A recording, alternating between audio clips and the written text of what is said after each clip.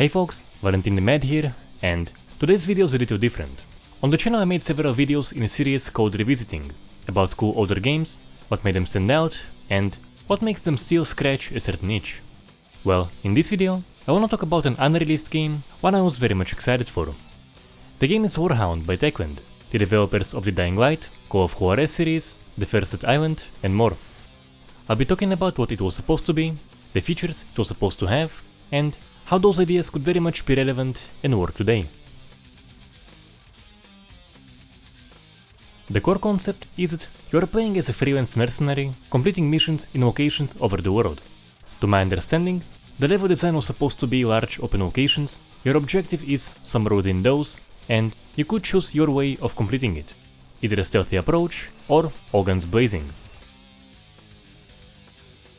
With the whole worldwide mercenary theme, you would have a very good variety of locations and enemies, all of which would, presumably, require somewhat different approaches.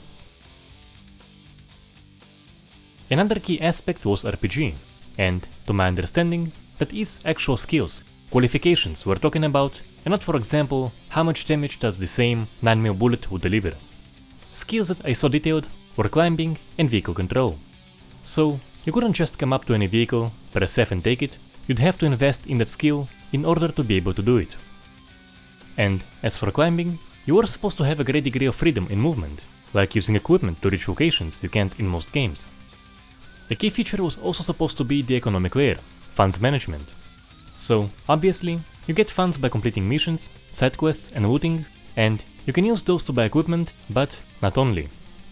Money could buy you further intel about your mission, a vehicle to use in it, as well as having your drop point and extraction be closer to your objective. The locations were supposed to be pretty expensive, filled with enemy roadblocks, encampments, so going through all of those on the way to the objective or afterwards could pose quite a risk. Speaking of which, the enemy placements were going to be randomized for the missions, so just memorizing camp and roadblock locations would probably not have been much of an option, so intel, as well as close entry and extraction points, should have played a key role. A feature I was very much looking forward to, as you can imagine, is destruction. The environments were supposed to be completely responsive.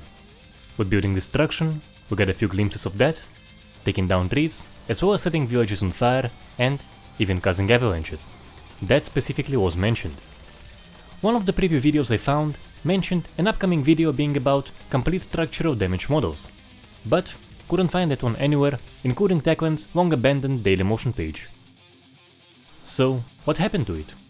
Well, it was never officially cancelled, rather put on hold while the team worked on Call of Juarez Bound in Blood, and, seemingly, it never got picked up again afterwards.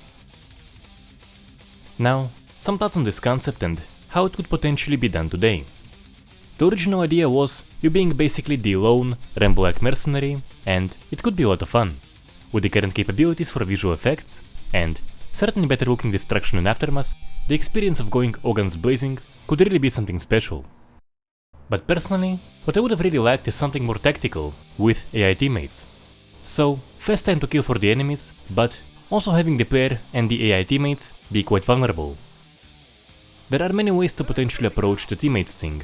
Anything from a brothers in arms like simple and intuitive commanding interface, to more complex planning, kind of along the lines of what we had in the early Rainbow Six games. So, perhaps multiple teams, planning beforehand, and maybe even changing things on the go if the mission goes bad. With a Jagged Alliance 2-like, reasonable, actual skill-based RPG system, you could watch your teammates' skills improve over time. And, with it being gritty and unforgiving, you could lose characters as well, either because of bad planning, commanding, or just simple bad luck. The head of a character you did 10 missions with just happened to be in the way of a bullet. In conclusion, the concept of Warhound is still very much relevant today.